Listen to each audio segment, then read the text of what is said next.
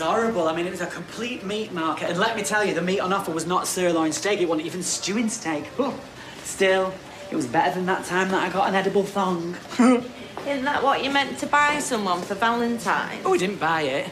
He made it himself. Bit of old string and some wine gums. Only I got very, very hot and it started to congeal. I like to think I smelled like a vineyard on a summer's day. And what did you smell like? Stale wine and Kirk's sweaty socks after he spent all day being a mascot. The talk of the street. Talk of the street. The talk of the street. Talk of the street. The talk of the street. Talk of the street. The talk of the street. Talk of the street.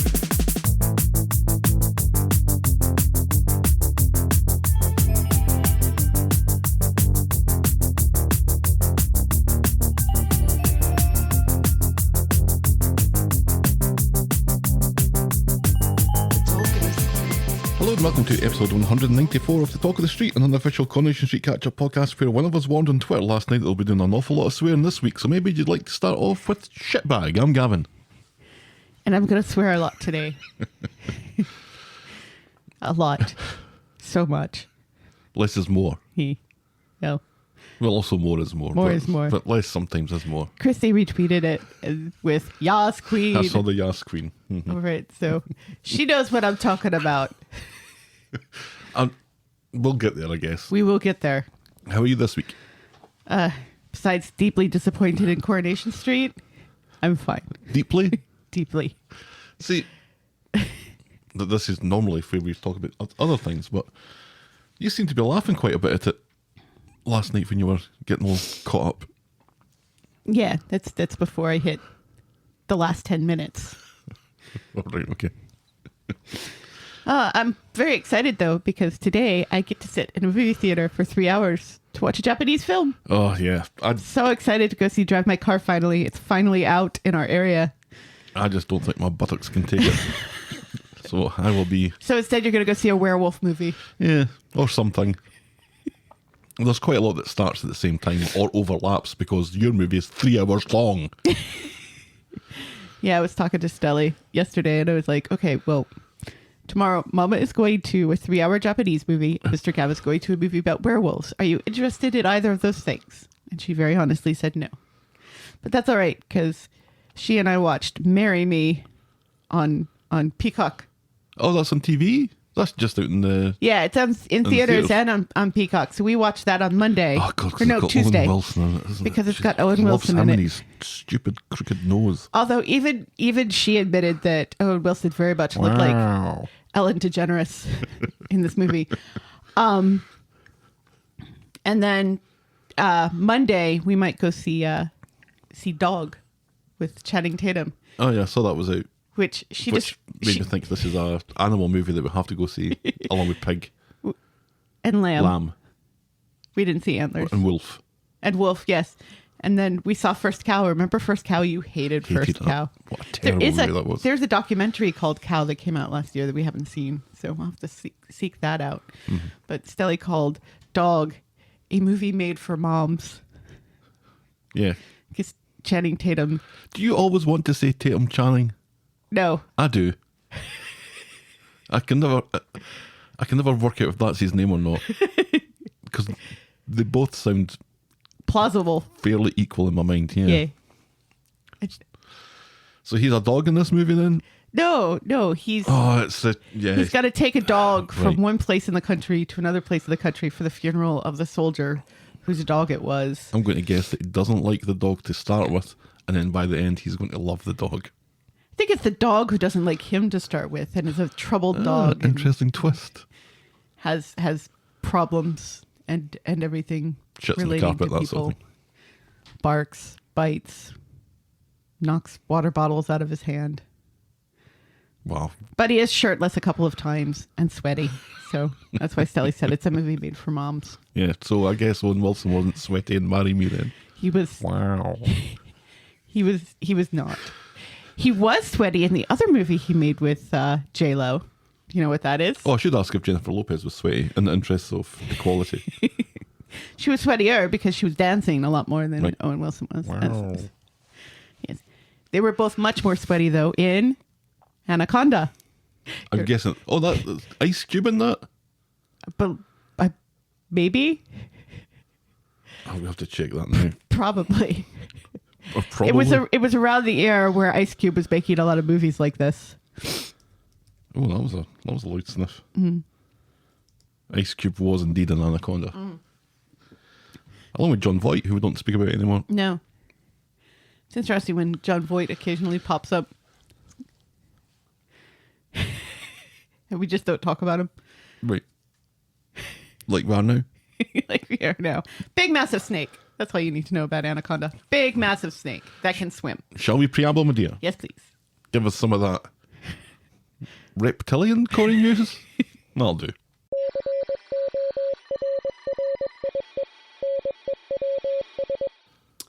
Times have certainly changed on the show.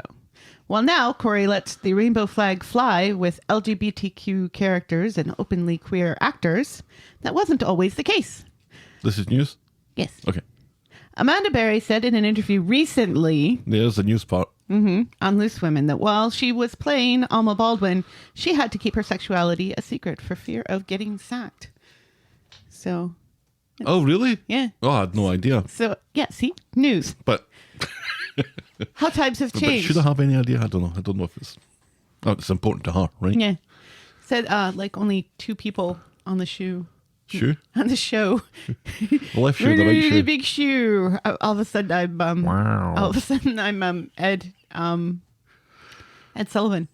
I thought you were going to say Ed Bundy.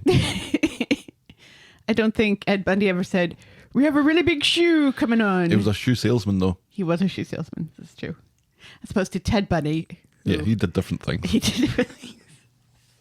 But anyway, so Alma. yeah, it's it was a nice interview. It was kind of heartbreaking in a way to think about the fact. But I mean, Daniel Brocklebank has talked in the past about the fact that his agents and stuff didn't want him to come out because they were concerned that it was going to affect his Hollywood career. Right, And then he came out and it did affect his Hollywood career. right.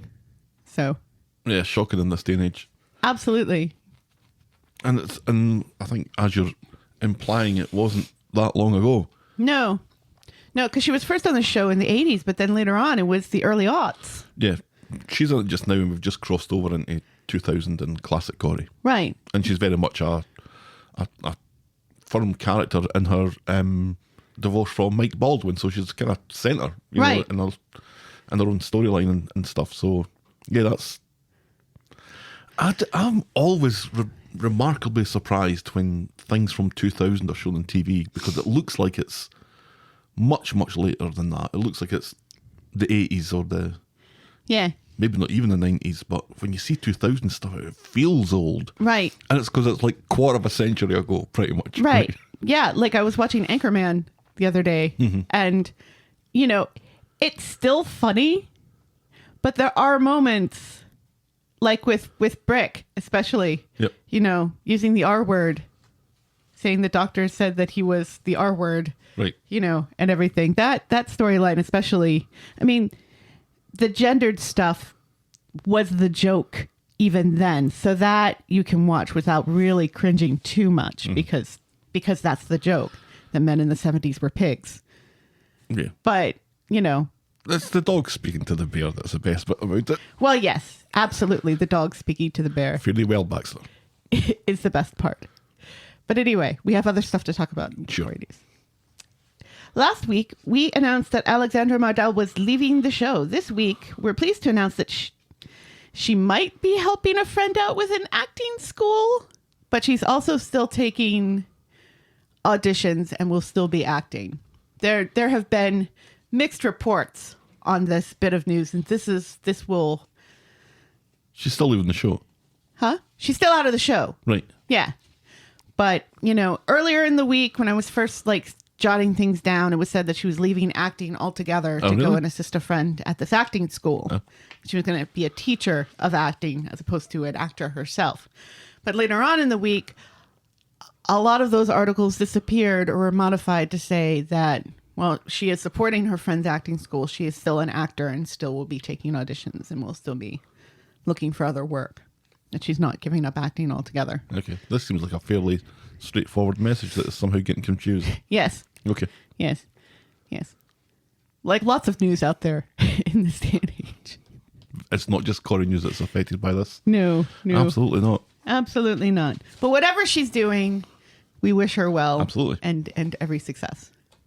And finally, our condolences to the family of Jennifer Marion Tomlinson of Prince Edward Island, Canada, who, according to her obituary, never missed an episode of Corrie and made a mean Yorkshire pudding and overall seems to have been a lovely person. She had this fantastic obituary, which included Coronation Street. I was just like, it sounds like the type of person that I would like to hang out with. She also gardened a lot. She had like 1 million grandchildren and great-grandchildren. So, condolences to her family. Prince Edward Island. Prince Edward Island. So yes. that's us lost a Canadian listener then. Yes. Every American girl my age has romantic ideas about Prince Edward Island. Really? Yeah. Anna Green Gables. Oh, yeah. Yeah. And that's Corrie News. Sure. Our mailbag. A bit of mail this week. Oh, delightful. Our friend, Is it delightful? Yeah, sure. Our friend John wrote in to say, how could you forget Tyler, Irish Tina's son? I knew there was a Y in there somewhere. I think we're sticking with Dobby though, aren't we? By the way, Roy's trainers are from 1992 when he was inspired to buy them after Linford Christie won the 100 metres at the Barcelona Olympics. John Locke was my favourite character in Lost, and yes, he went back to Outside World as Jeremy Bentham. I knew it. Personally, I thought of Jeremy from Yellow Submarine, the comedy character who also talked in rhyme. Not sure if you know, but Lydia and Jacob are sister and brother in real life. Yes, we do. How ironic would it be if they were in cahoots, out for revenge against the Barlows and the Platts? They have the same nose. They do. Then Chloe from Nova Scotia, not Prince Edward Island, No. said, I'm crying at Good Guy or Wank. It deserves to be a regular feature with its own theme tune. That's a work in progress. Yes. And then Rewinder 101 said, I enjoyed the Good Guy Wank game, but I enjoyed it more when Chewing the Fat did it 20 years ago. Ouch. Hey, I didn't say it was original. No. And now we'll podcast for coffee.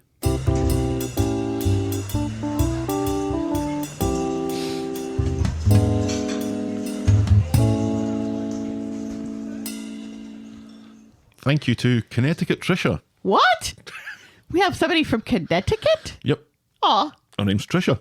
And she bought us coffees this week. Thank you, Trisha. Thank you, Trisha. Enjoy We'll your have to coffees. go to Dunkin' Donuts just because. Oh, but which one? The one in that BP garage or the one across the street in that other BP garage? Yeah, unfortunately, that doesn't happen here in Michigan. We have to drive 20 miles to the nearest Dunkin' Donuts here. Yeah. I know all of our New England fans are just having mini heart attacks just thinking about having to drive 20 miles to a Dunkin' Donuts. There are certain Dunkin' Donuts that have smaller Dunkin' Donuts inside them in Connecticut. Enjoy your coffees, guys, and thanks as always for your hilarious and fun deconstructions every week. You're more than welcome, Trisha, and thank you for buying us our coffees this week. I'm drinking mine out of my standard Talk of the Street mug. Yes, and I'm drinking mine out of my standard... Floral. My dad's ex-fiance, Pam's collection. Yeah, was you it just- Pam? Yeah, it was Pam. See, you went from not knowing to being sure and then back to not knowing again. Right, because it's funnier that way. Right. If you want to buy us next week's coffee, you can go to ko-fi.com, that's ko-fi.com/the talk of the street, if you think this is worth a couple of bucks. Personally, yeah. That's your decision to make. Obviously, you think this is worth a couple of bucks, or else you wouldn't be doing it. I'm in it just for the love of Corrie. And then YouTube's.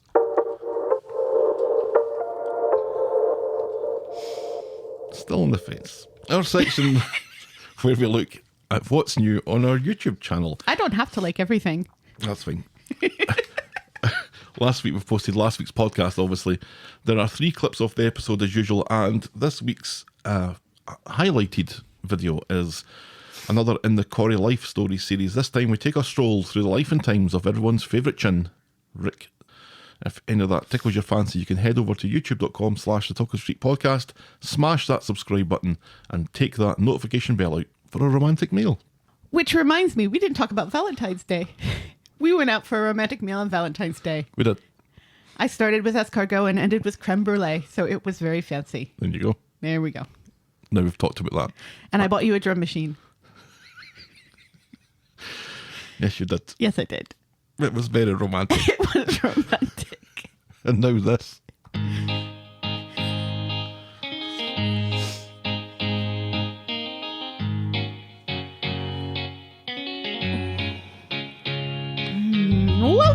welcome, welcome. Well, welcome to Last Year Tonight with me, John Oliver. Just enough time to quickly talk about fridge acoustics.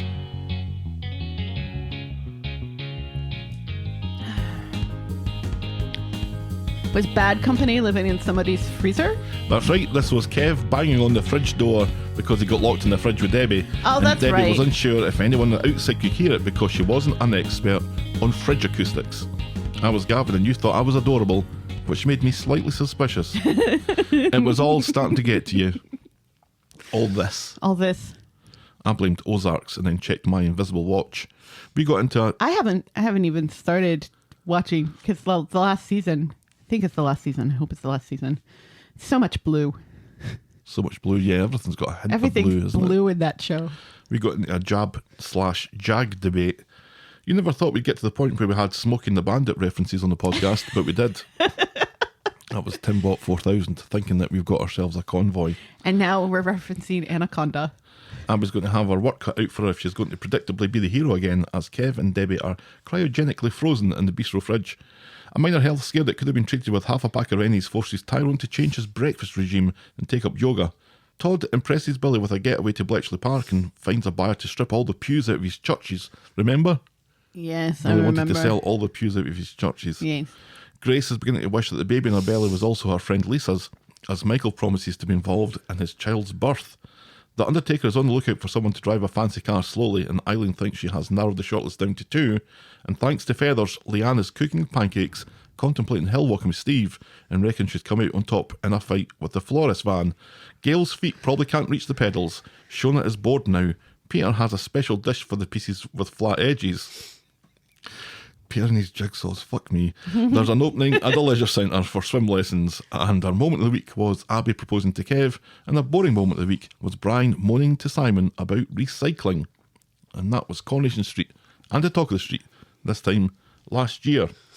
Shall we dive in, Sniffy my dear? Yes, please. Our first storyline this morning is Lydia's Oyster.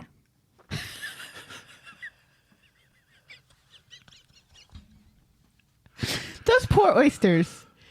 They gave their lives to feed and nourish people, only to be chucked in the garbage. If you believe the hype, they're still alive. On Monday, That's even worse. Adam is wandering around the factory without a visitor pass with Sarah as they discussed his important meeting at the Rape Hotel, and they insist to each other how they'll miss each other, and they choose to be generally all lovey-dovey in earshot of Lydia, who is mad and a woman. Lydia is showing off her fancy bra to Beth and Kirk. Sarah spots it and worries it's from Lydia's married fancy man. Lydia claims that he's blowing hot and cold at the moment, and Sarah doesn't think that this is fair on Lydia or the man's wife. Yeah. Sarah calls Adam later but decides to have him on speakerphone so Lydia can overhear his room number being mentioned at the Rape Hotel. Well, that was convenient. Wasn't it? Yay. Sadly, Adam's meeting is going on longer than expected, and Sarah decides to steal supplies from the knicker factory to coax an erection from Adam later. Adam Yeesh. Adam calls Sarah later. He has to cancel because his client is crying or something. The Valentine's Day rendezvous at the Rape Hotel is off. Big order complete. Carla leaves for a romantic spag ball with Peter. Sarah sees Lydia leave, who's all dressed up. I'm wondering how she got all dressed up. What do you mean? Well, she was all dressed up. Yeah? She was at work. She probably brought the clothes with her to work so that she could go straight from work to wherever she's going. You think? Yes, I think it looked... You've never done that before? Not in a soap opera, I haven't. I used to do that sort of thing all the time. You just get changed at work? Yeah, you bring your fancy clothes for your date night with you. So what do you do with your You old clothes then? change. You put them in the bag that initially held your fancy clothes. And you carry it about with you when you go out? Yeah, well, it's like a tote bag. It's not that unusual for a woman to be walking around with a tote bag. I don't think I'd fit all my stuff in a tote bag. All my grooming products. Sarah warns Lydia that she's going to get hurt with this fancy man. That is a mighty big bar of soap. Right, and Lydia promises that she's going to speak to him about the future of their relationship. Sarah seems oddly invested in this. Well, she thinks Lydia's her friend. So, I don't think would Sarah's be. behaving like a friend, though. She's kind of... Well, she's kind of warning her off and saying you shouldn't do this shit, which is exactly what a friend would do. That's what I would do. That's what I have done when friends of mine have been involved with married men. Have you been so naggy sounding when you've been doing it? Yes. Good for you. Thank you. Back at the Rape Hotel, Adam uses his reservation to have dinner with the crying bloke as Lydia sneaks into the dining room unseen behind a bellhop and then sits behind an enormous plant. I found that quite ridiculous. Yeah. It reminded me, I watched Confessions of a Shopaholic this week, and there's a scene with Isla Fisher, which is quite similar, where she's hiding behind a rack of clothes trying to steal a letter back from a mailbox because she sent the wrong letter to the wrong magazine. Right. And yeah, it didn't really work for me because it required the bellhop to just ignore what was happening. Right. Which was if you were walking along pushing the She's little lucky. trolley. She's lucky that it wasn't that woman who was counting how many outlets were in each room. Yes, she is. Because that woman would have thrown her ass out. That woman has been let go, I think. It's a shame. No, you're just walking along pushing this trolley and you've got somebody that's kind of sneaking along at the side of you. Right. You'd say something. This is not a romantic comedy. This is a soap opera. At the Rovers now, Sarah is pished. Actually, quite convincingly, I thought. Really? Yeah. I thought she was a bit ridiculous. When she was shouty. I don't know, she was shouty and then she kind of whispered and I thought, yeah, I kind of believe that. I believed it more than I believed Ryan. Okay, I will give you that. Thank you. Yeah. Carla. Yeah, this whole scene, this whole thing could have been very easily taken care of, though, if Sarah had taken Carla's advice, which you're going to talk about right now. No, I don't think I'm going to talk about it. Yeah, why not? Yeah. Carla was disappointed in Peter's spag ball, which was served with rice. Timbot 4000 says who eats chili con carne without rice? No. It's not chili con carne. It's spag ball. Spag ball. I know you're just happy to be part of the conversation again, Timbot, but get it right.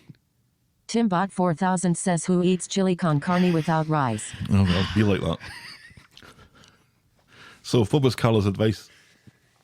That she should go and surprise him. Like Oh, sneak yes, into yes. his room and stuff. If she had done that, all of Lydia's plans would have fallen apart. I'm not quite sure how Lydia's plans are going to work out anyway. Mm-hmm. But it's just... So we're kind of watching this with this, we have the kind of preemptive knowledge of definitely what's going to happen, right? Because Right. we've watched soap operas before and Yeah. the show hasn't exactly been too careful in trying to hide this. They're not Lydia, subtle. No, Lydia's trying to... The married man that Lydia's talking about is Adam. Right. And Lydia's trying to put herself between Adam and Sarah. Yeah. But the things that are happening outside of that to aid this contrived plan of this, because the plan for Sarah to be at the hotel Right. seemed perfectly reasonable. Yeah. After the meeting's done, you have your Right. your romantic meal and whatever. Right. So that gets cancelled because the guy's crying. Yeah. Over losing in this divorce case. Right. But it also means that Sarah ignores good advice from Carla to go to the hotel and see Adam and see who he's with. Right. Because I fear that this crying guy is going to be accused of being a figment of Adam's imagination at some later point when Right. some accusations are getting flown about. Yeah. But here's the thing. And I think it was Hilda who pointed this out on Twitter. The fancy meal and Adam's room and everything is being billed to his client, not to him.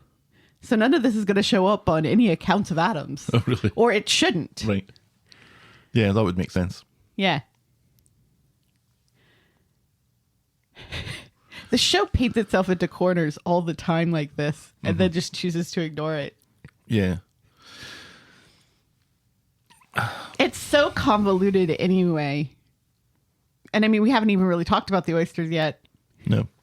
Maybe we should do that. So we have this mad woman contrives upset scene where Lydia orders oysters and champagne that she says that she's going to be taken to her room, and she gives Adam's room number, and then she tells her waitress friend that she's lost her watch and asks if it turns up to tell her boyfriend Adam Barlow in this room. As they have her room number, this isn't going to be a problem. So you have Lydia being especially nice to the waiter or the waitress, so presumably she gets remembered. Yeah. Or something.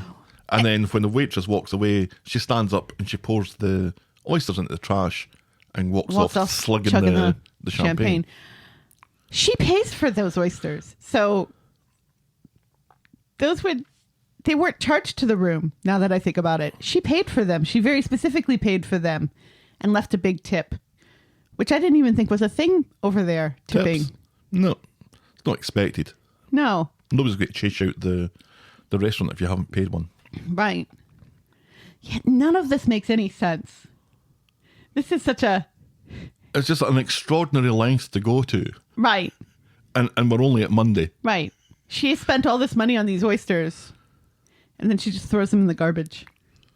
And the things that have to happen for this plan to work is that Sarah mustn't go to the hotel. Right. Because if Sarah goes to the hotel, all of this is ruined. Right. So Sarah doesn't go to the hotel. And it's not believable that she doesn't. And Sarah must at some point see Adam's phone. Mm-hmm. And look at a bill and have some reason to or is the doubt this hotel story. going to call Adam and say, hey, we found your girlfriend's watch? But Which she puts in a plant, by the way. She takes it off and puts it in a plant. That's where watches go when they fall off your wrist. Into a plant. And also, again, all of this stuff was charged to Adam's client. So would they be calling the client about the watch? Would they even have Adam's phone? I have no idea. Well, they would have to have his details if he has a room. Yeah, I suppose. Do we know that it's the client that's paying for all this? Yeah, because Adam says to Sarah that, it's a good thing the client is paying for all of this. Okay, so this is going to become important for some reason then. Wednesday, at the knicker factory, Sean is telling an unlikely story of wearing an edible thong that was made from string and wine gums. And then he goes on to paint further pictures of it congealing betwixt his butt cheeks, one would assume. Either that or in the I don't know if I'm prepared for either that or situation here. the what's it called? The no man's land between the balls and the ass. Or your taint. Yes. Or your Biff and Bridge, if you prefer. So Lydia comes in glowing from her imaginary date last night with her imaginary boyfriend and feeling sick because of the champagne and oysters that she didn't eat. With the backing of Beth and Sean, she goes home for a kip before she vomits all over the factory floor. And then Sarah rolls in late, claiming that she was actually at a meeting, and she definitely has sand up her foreskin when she learns that Lydia is pulling a sickie. Right. Especially with it being self-inflicted. Right. And then Adam, who doesn't work at the factory, turns up at the factory with cut price flowers for Sarah to apologise for last night. Lydia comes in and seems surprised when Sarah is cold with her. And later, Lydia catches up with Sarah in the pub. Sarah's butt is still hurt about the whole sickie thing, and she gets on her high horse about Lydia's married fella being bad news. And Lydia stands up for her imaginary boyfriend, telling Sarah that she'd do well to get her own house in order with Adam before lecturing anyone else. On Friday, in the fancy apartment, Sarah tells Adam about Lydia seeing a married man, and this has made Sarah think about their relationship. Adam hides, rolling his eyes, points out the two of them have been fine recently, and to quit letting Lydia mess with her head, which is something that he's been saying all along here. It is. Adam is yet again in the factory with a coffee for Sarah, who has taken their conversation to heart and agrees to put the past behind them and focus on the two of them. Adam wants to start trying for a baby again, and Sarah, she's down for that shit. Yes, she is. She's got the app ready. Right. Which gets them both all hot and bothered. In the Rovers, Adam and Sarah are about to get wired into each other when Lydia comes in to tell Sarah about a guy who's turned up at the factory with insufficient fabric. So Sarah has to rush off. I'm not sure why that's important. Then Sarah was on the phone with this guy earlier, this Larry guy, and saying, you'd better have the stuff we need or don't show up at all. Right. So, but what does that add to the story? It gives Lydia an excuse to tell Sarah to go back to work as opposed to having sex with her husband. But then she does go back. Yeah, I know. And then that happens. Yeah. So my question stands, what does it do? It doesn't do anything. No. Does this whole story do anything? Not an awful lot. So Sarah gets back to find Adam in a dressing gown, looking sultry. Meanwhile, Lydia is outside. As all Scottish men do. In the community garden. In dressing gowns. Yeah, he's a brave man going for fight, let's just put it that way. Meanwhile, Lydia is outside in the community garden making up a text conversation between her and her imaginary boyfriend Adam, a.k.a. Oyster Man. Oyster Man. And that's as far as we get with that this week. I'm assuming what she hopes will happen is that Sarah is going to look at her phone and see that she's getting text messages from someone named Adam. So not Adam's phone, because none of this is ever going to show up on Adam's phone. Right, because Adam would say, what the fuck is this on my phone? So... Or is it going to sit as a sent message on Adam's phone that he's not going to see until he... No, I has don't to see think it? I don't think that is technically possible. But she's got this other phone Yeah, that but- she's using to pretending it's Adam's phone, and I think it has the same number as Adam's phone. I think we're expected to believe that Lydia has cloned Adam's phone. Right. But none of these sent messages are going to show up on Adam's actual phone. And I suppose somebody could say, yeah, right, well, you deleted them. But still, again, this is so convoluted It is, and ridiculous. And especially considering the escalation from last week where there were car smashings armed police. and doxing and everything and breaking in and saying you're going to die. And Lots of breaking in. all of that stuff. This seems like a step backward. Yeah, we've gone from the armed police breaking into the law office, then the smashed windows, and the multiple breaking into their flat, to hiding behind a bellhop's trolley and sitting on a bench sending texts to yourself. So dumb. Are we supposed to think that Adam has been less than chivalrous during his... Well, I think we know that he's been less than chivalrous, but really less than chivalrous at Edinburgh Uni for this whole revenge thing to be as consuming of Lydia's time and effort as it appears to be? No, I think we're meant to believe bitches be crazy. That can't be it. Because I believe that Adam as a college bro was less than chivalrous, throwing his seat around. Mm-hmm. Yeah, I could totally believe that. But for it to have been so bad with Lydia that she, amongst all of his other conquests of the time, would go out of her way to ruin his life. Yeah. And split him up from a woman who has been nothing but supportive and helpful to her. Right. Giving her a job and Right. and listening to all her woes Right. and stuff. And are we meant to believe that Lydia and Sarah meeting was accidental? That she didn't realize that she was married to Adam? And it was only after she realized she was married to Adam that this plan popped up in her head, that seeing him again just made her go completely nuts? Or has this been a long-standing plan of hers to work in this industry on the off chance that she might meet Sarah, which will give her the opportunity to take her revenge on Adam? Based on what we've seen, I think we might be witnessing the culmination of her 10-year plan. Oh my God. This is such a long game that she's been playing. Yeah. And it just... I mean, I guess where I'm going is I'm thinking that maybe Adam's raped her. And this is how she is getting her revenge on him. And if that's the case, I'm really concerned because it makes it seem like... Oh, it's terrible if that's the case, yeah. Oh, did he really?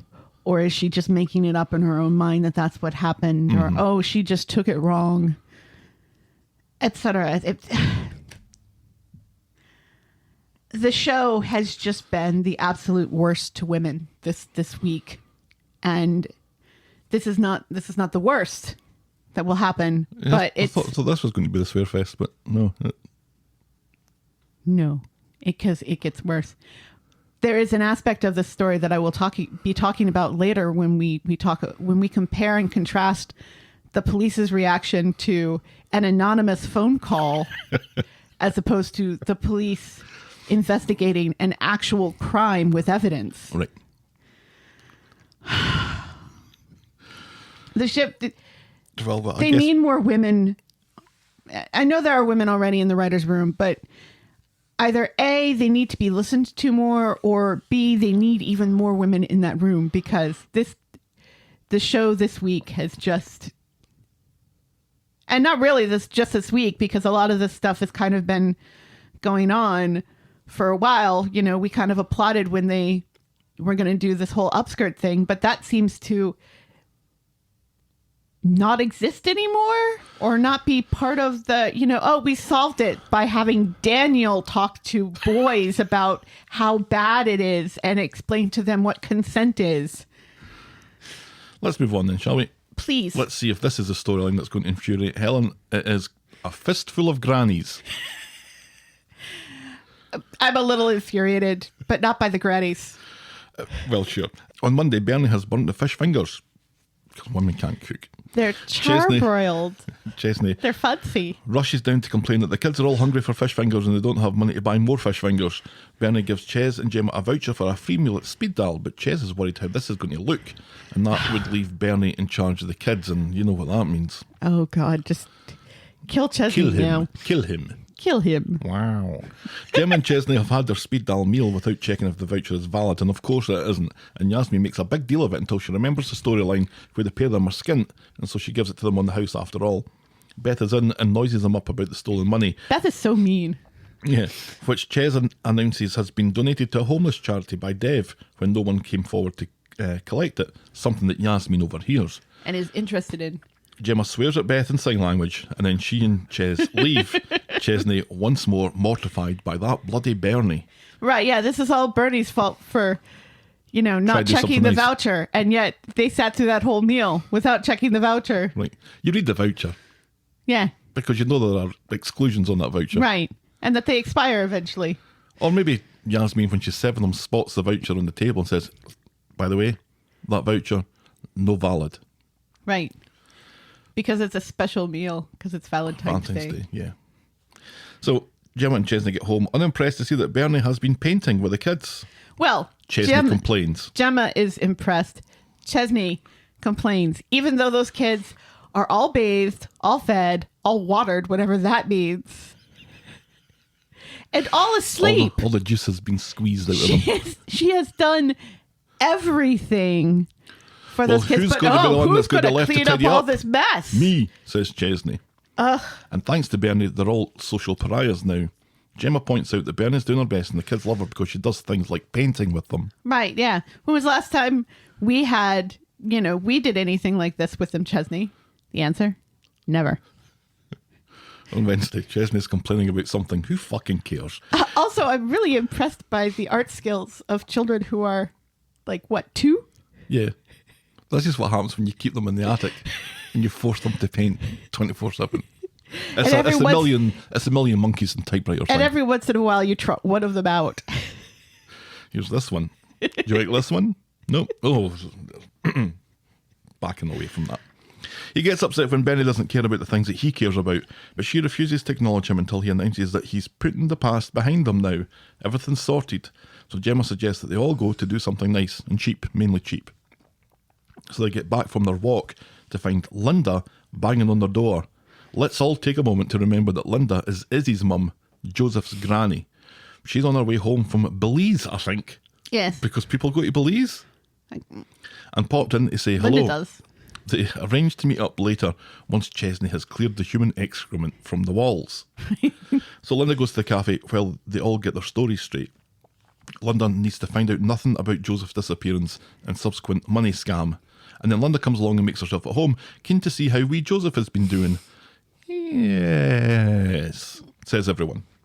Later, after Joseph gets home, Linda offers to take everyone out for dinner at the bistro later. So at the bistro, Debbie nearly blows it with Linda, telling her that Joseph isn't long out of hospital. Ches and Gemma make up a story that Joseph was knocked down by an ice cream truck that also sells kebabs, because it's diversifying. Right. Joseph reluctantly goes along with this lie, but cheers up when Linda announces that this is her treat and they can order whatever the fuck they like. Aw, that was nice. Joseph's wee face. Yeah. We can order anything? What? Fish fingers, please. Because that's exactly what would happen, right? It's like, ooh, anything? Well, then I will get the fish fingers and the macaroni and cheese. Mm-hmm. It's like when Betty was little and we would go to Mexican restaurants and he would order a cheeseburger. I tell you, that was a good cheeseburger. They made a good cheeseburger at that Mexican restaurant. You've got the wealth of Mexican food, but no, it's chicken fingers or cheeseburgers. I used to go shopping with my grandparents and my mum on a Saturday afternoon when I was 5 or 6 or whatever, and we'd always stop by Wimpy on the way home, and Wimpy was like a hamburger chain. Of course it was, because Really, really good. I'll gladly pay you Tuesday for a hamburger today. Exactly. And I would only ever get allowed to get a drink because I'm going home to get my dinner. And then the times when I was allowed to get a cheeseburger, those were the best days ever. Why would you even bother going to Whippy's if you're just going to get a drink? The milkshakes. They did the good milkshakes. Yeah. Shamrock shakes are out again. They are. Yes.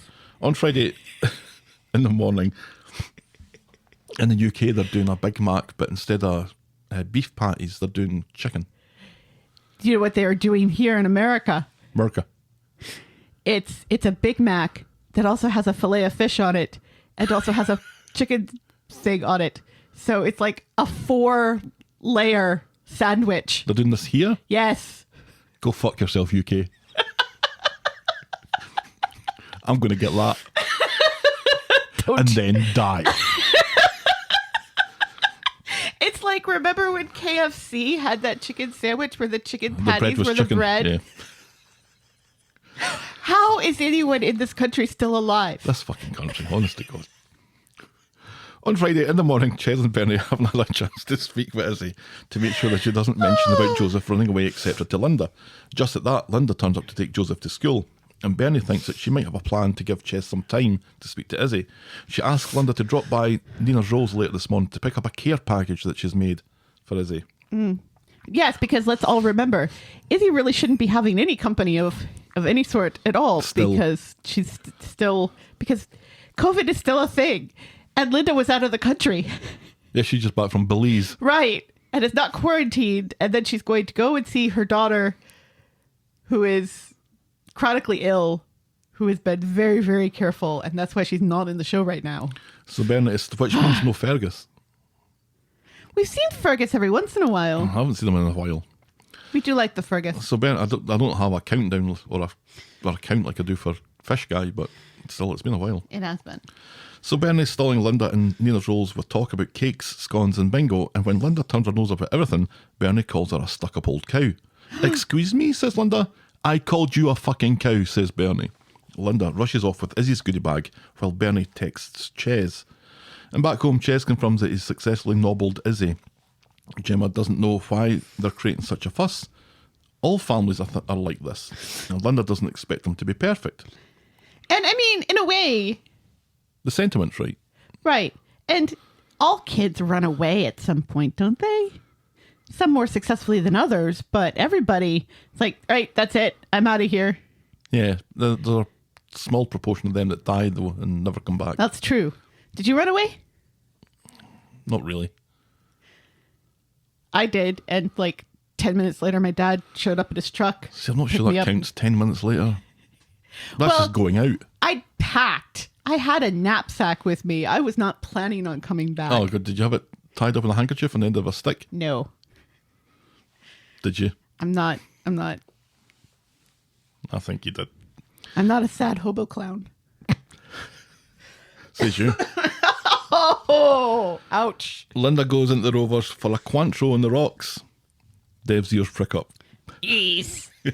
He works his magic talking about an old advert from the 1980s. Benny starts taking the piss out of Dev, being all creepypasta with the new totty, so Dev retaliates and explains to Linda how Bernie scammed Joseph's disappearance. Bernie, why couldn't you keep your fucking mouth shut? Exactly. When the Rovers piano player stops and everyone falls silent, Dev's worried that he's farted and not realised it, but then Jenny points out that Linda is Joseph's granny. Oh, pig's tits, says everyone. Yes, especially Dev, who realises that he's been flirting with somebody's granny. Right. Well, you knew that with Bernie. Yeah, I suppose. So Linda goes back to shout at Gemma and Chesney for a bit, but then promises that she wouldn't think badly of them and she's here to help. Is there anything else that she should know? So Gemma tells them how her mum nicked half the reward money. Oh, I knew about that, says Linda. Yeah. And she goes to make a cuppa, and a cupboard full of shite falls on her. Privately, Chesney explains to Linda how the best part of the century has been pretty tough on him. Linda's just amazed that no one's been killed. Yet. She offers financial help, but Ches turns it down. Because he's an asshole and stupid. This is not like some random off the street offering you help. This is the grandmother of your son. Mm-hmm. You know, you take lots of money and you complain about the other grandmother not pulling her weight. Here's a grandmother who actually has money. You know, you could do something very specific, like, you know, if you could handle getting him his school clothes, that would be awesome. So that he doesn't have to go to school in a sweater with a hole in it. If he's still doing that, please let him not be still doing that. You know, which would be a very specific way that she could help, and it doesn't feel like charity because it's a gift. Yeah, it's not to buy the us a kid. house. No one's saying Right. buy us a house. No. You can let this woman help. She's family. She is very kind and patient with Chesney in this whole thing. They try and build her up through. I can't remember anything about Linda. Because I don't think I was watching the show at the time. But they kind of paint her as this kind of ferocious dinosaur that they have to pull the wool over her eyes because she's so judgmental and she's so horrid and she's such a cow. Yeah, she doesn't and in seem that actual way at fact, all. She seems perfectly reasonable Right. and pleasant and just wanting to do as she's saying, which is help. Right. Chesney doesn't want to be helped. No. Chesney wants to complain about He wants things. to be a martyr. Right. That's exactly what he wants to be. Of course, it also begs the question, if Linda has so much money, why is Izzy constantly bugging Gary for money? Yeah, and why hasn't she shown up earlier to see her grandson who's so important to her, apparently? Yeah, both of them. Why haven't we seen her in because years? Because she does mention that, you know, she's also here to see Izzy's son. Whose name is Tyler.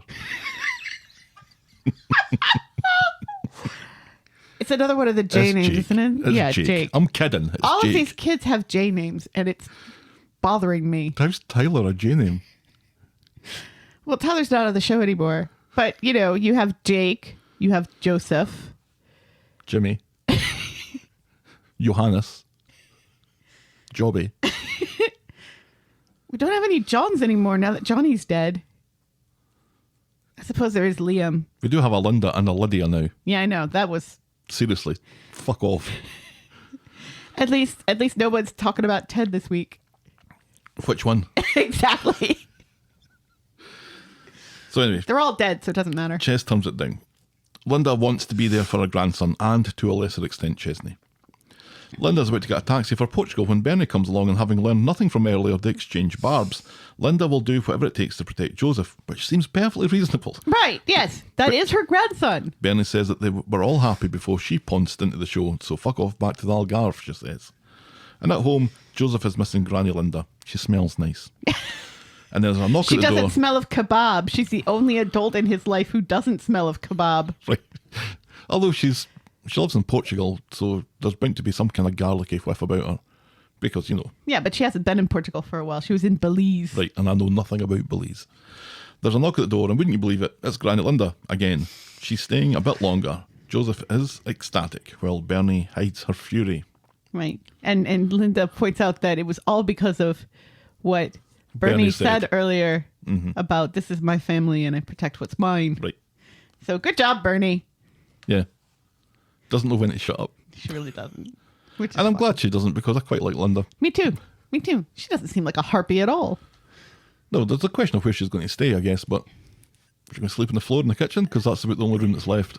Or is she going to Or stay maybe with... sitting upright in the bathroom. Is she going to stay with Izzy and expose Izzy to lots and lots of germs and viruses? That'll be what she does. Yeah. No, that's... God, this show. It's a kind of it's a kind of random thing to bring back, but it feels like it's, you know, as Chesney has been going on about how for the better part of his life it's been tough. He's definitely the martyr, right? Right. And we've long said that we've got this kind of poverty porn thing going on where Right. Chesney and Gemma are always struggling to make ends meet, no matter how many jobs they've got, how many people they have in the house that have jobs. Right, because they all work for Dev. That's the It's problem. never enough. But along comes somebody who seems to be independently wealthy, who doesn't need Dev for a job, for example, Who is family. who's family, and who has a desire, for the moment anyway, to help. Right.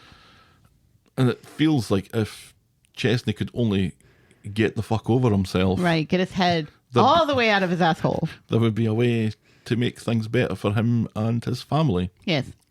But he's not going to take it. No. Or he's not going to take it easy. No. No. Because that would be boring. Well, here's the thing. You've got this, and this I think is part of Chesney's problem. Is that he's a character who's been in the show since he was 10. Right. Any long-term plans that they had for storylines for him that were interesting have long been exhausted. Right. So we're looking for things that's going to be a little bit, make life a little bit different for him. Giving him quads was not the answer to the problems of Chesney's character, because Right. it just makes him even more depressed, and even Right. and Even more of a dick. right, and really takes any potential sunshine Right. out of this character, because now all he's doing is working and feeding babies, except he's not really doing that. But you know what I mean? Right. His entire life is now consumed by the family stuff. So he has no scope to be an interesting character involved in interesting storylines, because he's been so dull for so long. Yeah. It's just impossible to get him out of it. I did find it hilarious that once again this week he was done in by a brick. Yes. It was a Lego brick, but still. And If they all- anybody on that show you want to see step on a Lego brick, But did he deliberately step on it? it's Chesney. Did he It have was himself? hilarious. Gemma saying, I left those out so I would remember to take them upstairs, which is totally something I would do. Only not leave them. I would put them away in the bin and then have the bin out somewhere where I'd see it and remember to bring it upstairs. But still. Yeah, it's funny because Simon Gregson recently has said that he would like for Steve to move away from the Cobbles, kind of for the same reason. You know, there's only so much you can do with a character who's been on the show That's exactly right. forever. Right. You know, so there are only so many punchable faces Yeah. for Steve to react to. So now his stories are, he's kind of vicariously living through other people's storylines. Right. Yeah. He's no longer the Lothario. He's now the dad worried about all the other Lotharios. Well, he was a drug runner back in the day. Right. And he was the guy who was running off to, on the cross-channel ferry to bring back dodgy cigarettes to sell to the corner shop. And you know, he's had his hands in some very, very questionable pies over the years. Right. And yet when all of this stuff... We're getting ahead of ourselves. And yet when all of this stuff happens, it's, oh, I'm worried because she's Tracy's daughter. We're getting ahead of ourselves. Yes. Let's move on to our next storyline, which is Tim's mum about the house. Yay!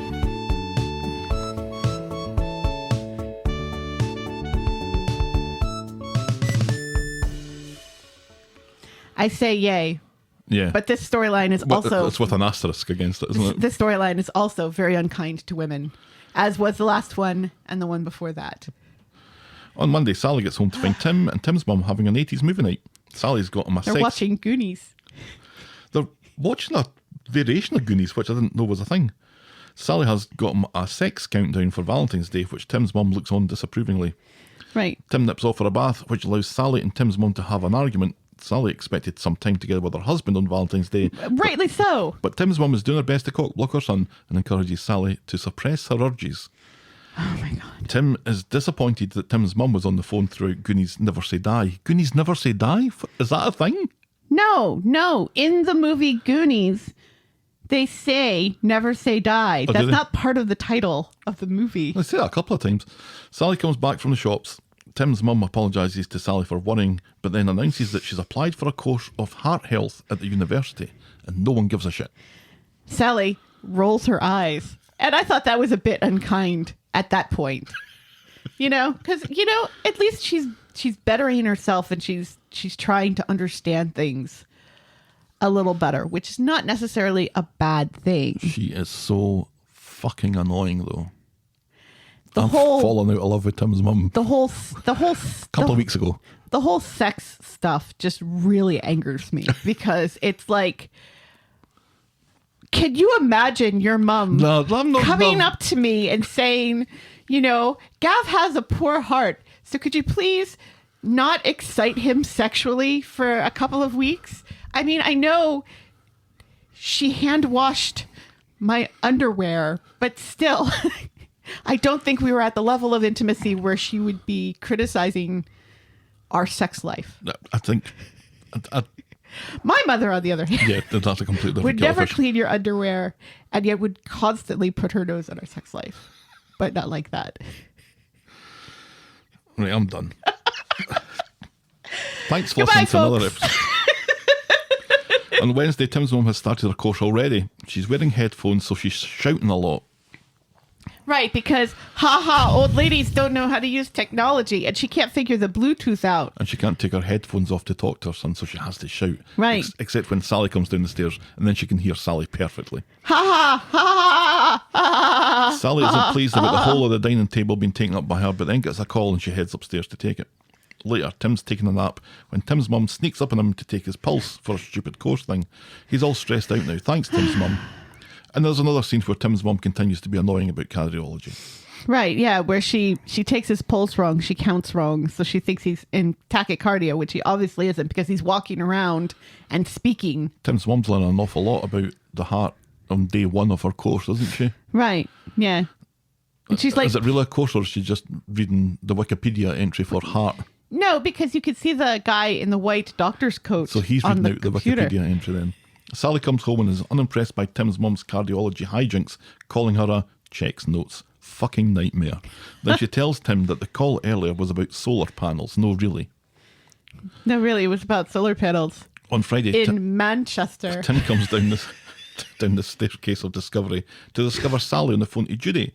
He's overheard that Gina has been having a hard time with her bipolar recently. Tim tells Sally to go and see how she is. He has his mum and he'll be fine, but Sally will have none of it. Right, she points out to him, look, you were just complaining about your mum stressing you out. Right. Sally's making spinach broth later. Tim's mum isn't sure that Tim will like it.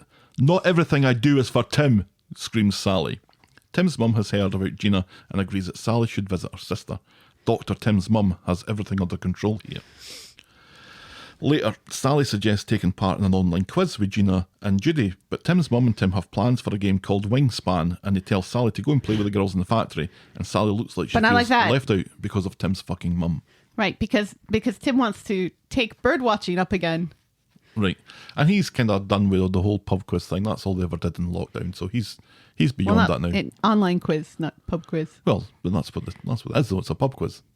But they're just doing it online. Right. Yeah, I think people know. Yeah. But Well, I mean, it's... so Sally is in the factory trying to set up a video call with Gina to do the quiz. She explains how pissed off she is with Tim's mum right now, but everything she explains seems to be met with approval by the other knicker people. And meanwhile, back home, Tim's mum wants to take Tim's because she vitals. doesn't explain it very well. She doesn't. If she had started with the whole sex stuff, then Beth especially would be on her side. She thought all of this would help Sally to go see her sister without worrying, but nothing stops Sally from worrying, says Tim. And that's as far as we get with that this week. Right.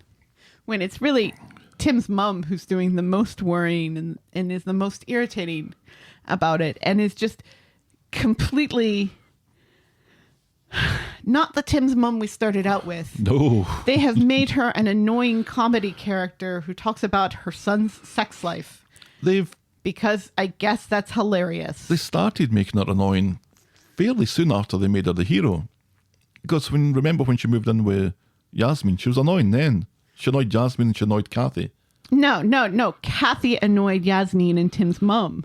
I think Tim's mum annoyed everybody. Because remember it was Kathy with all the boxes and stuff, and she who was moved in hoarding again, yeah, but and moved in, and didn't want to leave and everything. And Tim's mum was kind of like, we have our own problems here that we're still trying to work out. I remember her being annoying. She annoyed me. Let's put it that way. Fine. And she was great. And now she's basically filling Gina's roles and. Except for the one where she tries to steal Tim from... Well, sure. Although I guess, in a way, she is trying to steal Tim from Sally. Yes, she is. Oh, is she? Does she not realise what she's doing? I don't think she realizes what she's doing. Because she's a batty old lady who can't figure out Bluetooth. I think that's what's going on Tim's mum's gravestone. She didn't know what she was doing. I mean, I can understand where Tim's mum is coming from to a point. Because she had all of those years where she couldn't take care of her son, where she wanted to take care of her son, and she's trying to make up for lost time.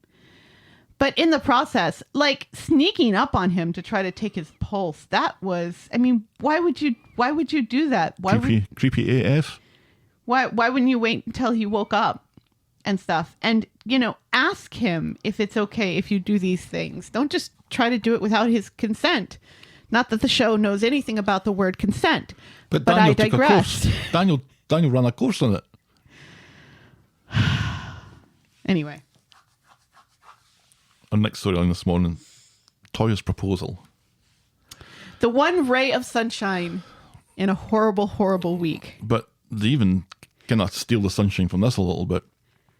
On Friday, Toyah has had a call from social worker Lou about Elsie's future.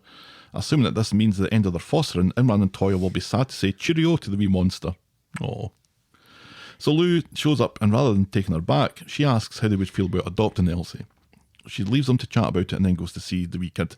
And Imran wants to do what's best, but he's let them both down, he recognises, and is worried that Toyah will chuck him out. It's crossed my mind, says Toyah. Yep. And see, this is really nice. They're being honest with one another. Mm-hmm. But to a point. after being very dishonest with each other. Right, yeah. And in his roles, Toyah grabs a word with Abby, of all people, who does everything bar throw coffee in Toyah's face and run away.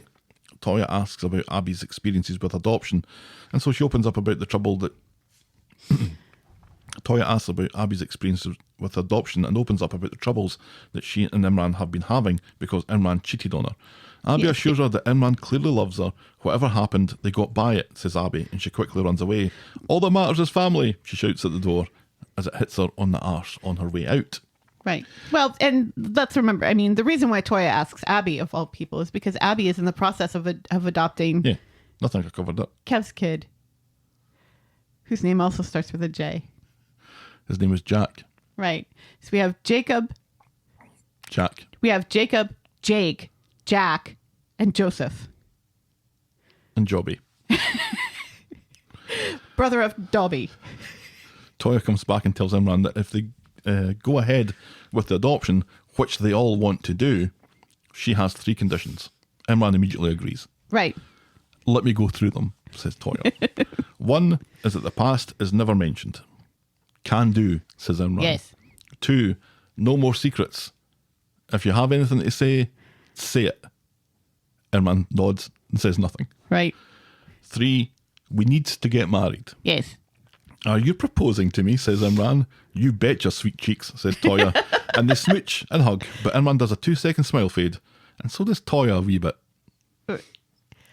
But Imran does accept her proposal. Yes. Yes. Which is nice. Which is delightful. And it's just the final frames of the final scene is a little bit, don't let me have this. Let me be pleased about this. It's so perfect, and it's so in keeping with her character that Toyah would be the one doing the proposing. Right. I really like that. I really like that they know this character and they're sticking to it. Right. You know, even her, because she doesn't know that Abby slept with Imran. So even her, asking Abby for advice as far as adoption is concerned makes sense. Yeah, but everything else, it's just, of course it has to be Abby, because then Abby has to be weird. Abby's the only one who has any experience with adoption on the street, because Rita fostered kids, but she never adopted any of them. So you're really just rejecting the fact that this is just a kind of awkward conversation to make Abby awkward because she's the one that slept with Imran. Well, of course there is that aspect. Because that's kind of what I'm saying. Right. There is that aspect, but also there's nobody else that Toyah could get advice. Well, I guess she could ask her sister who did adopt Simon. I've kind of painted myself into a corner there, haven't I? Yeah, how are you going to get out? But that was years With ago. a rich grandmother? And things have changed as far as adoption laws. But then she never gets really any advice about it. Yeah, it's going fine. I have question marks over why is the social worker bringing this up? Why don't they just continue the fostering? Because this is probably because Elsie's biological parents have evidently given up parental rights. So that's why they're offering adoption here, because it's either that or Elsie stays in the foster care system for the rest of her life. Right. And nobody wants that. Not these days. Nobody wants to be bouncing from house to house to house. And they know that Imran and Toyah are decent people. They're not selling Elsie into slavery or worse. Right. Which does happen in the foster care system an awful lot. So, I'm just deciding to accept this as being the ray of sunshine that it was in an otherwise fairly bleak week and ignore the last dozen frames of the last scene of the storyline. Yes. Imran and Toyah are getting married. It'll all end in tears. I'm sure it will. But I'm going to ignore that for now. Do you think Imran and Toyah will get married before Gemma and Chesney, who have been engaged for like 4 years now? Honestly, I don't see either of them ever getting married. That's what Linda could do. Linda could pay for the wedding of Chesney and Gemma, not Imran and Toyah. Yeah, I'm sure that'd be weird. I'm sure Imran and Toyah have it handled Right. as grown-up adult professionals with only one child. All right, let's move on to our last storyline then. Which Fuck off. Fuck all the way off, you horde of cunts. Oh, I fucking hate this storyline. It can die. the thing is, we started this storyline rather enjoying it. I liked it because it did have its genesis in something that I thought was good. Was the bringing some attention to this upskirting thing. We had Amy being super duper, Right. and the young crew all being pretty super duper as well. Yeah. There were many things that we've enjoyed and dished out moments of the week to that are kind of related with this storyline. It honestly was probably one of the few storylines that I was kind of enjoying. Right. And then they Up until forgot this week. And then they forgot all about the upskirting. They let Daniel teach the consent classes, and then this week happened. Yeah, I've called it Fuck all the way off. I've called it Jacob's patter. Yes, Jacob of the Jacob, Jake, Joseph, and Jack crew. On Formerly also the Jacob, Jake, Joseph, Johnny. Jack See, now you're crew. just saying words that begin with J. Again. On Monday, Jacob appears with flowers for Amy and an invite to a banging club later. Summer and Asha aren't impressed, reminding Amy of the school dance that no one has ever mentioned before, and Amy talks him into going to the club after the dance. And Asha is really snotty about the fact that Amy's mom runs a flower. You know her mom runs a flower shop, don't you? Mm-hmm. So flowers obvious. So because her mom runs a flower shop, she should not care about flowers? Right. Or flowers aren't a big deal to her? If her mother was Smirnoff, would you not drink vodka? If anything, it should make her appreciate it more because she knows the value of flowers. Max is at number 8, excited for a package that's just arrived from him, something that he claims to be a camera battery, and keen to get ready for this dance thing. David insists there should be no weird incidents, and Max insists that he saves them for Christmas. Right, yeah, and evidently this package came in, they checked it on the table without looking at like the return address or anything about the package. Does this child receive packages at home an awful lot? Mm-hmm. At number 1, Amy and Ash are getting wired into the vodka. Steve arrives angry that they're drinking, and angry that they're drinking for the benefit of this mystery boyfriend that he's still got his knickers on knot about. Ugh. Because Steve still hasn't worked out who it is yet. No. Daisy and Daniel in Nina's roles. He's not looking forward to being the supervisor for the school dance. Why is he the supervisor Right. for it? Why is he always the supervisor for these things? Because he was the supervisor for the winter dance. And he was the thing guy too. that took the consent workshop. Why is Daniel always the one that Why gets is roped Da- into these extracurricular Especially, activities? do they not remember what happened the last time Daniel supervised a dance? He got punched in the face. Right, and accused of inappropriate behavior with a student.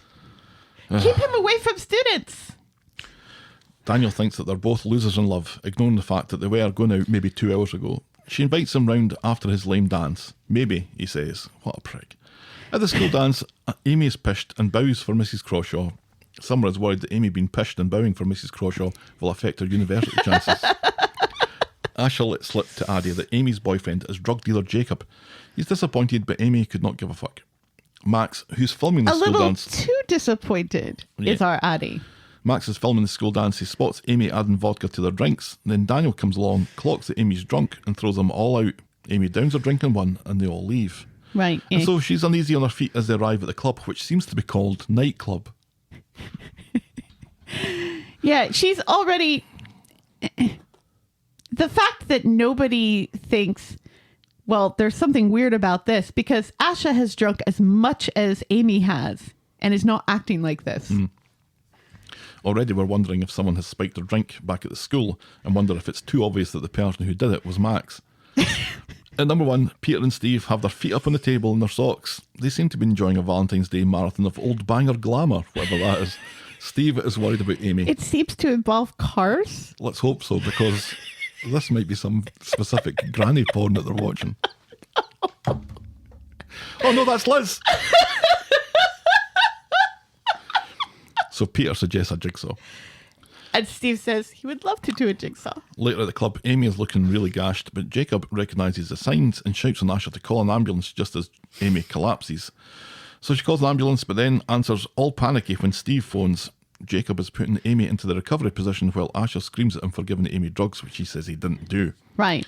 The ambulance arrived, Asher catches Steve up on the phone and then grasses Jacob up to the paramedics who don't care who did it, they just want to know what it was. Right. Jacob protests his innocence. Would he still be hanging around if this was his doing? Right. And this seems to make sense to Asher for the moment, and she calms down as she gets a taxi to the hospital. Right. Yeah, it was really lucky that Jacob was there because Asher was just a mess. Right. Then Addie comes out of the club, misses all this conversation, and just sees Amy getting loaded into the ambulance. Steve and Tracy get to the hospital. Amy's unconscious in bed, hooked up to the machines and the tubes. And outside, Steve finds Asher and Addie, who tell him about the nightclub visit. Jacob arrives and Steve jumps to the conclusion that he was the one what fed Amy the unspecific drugs.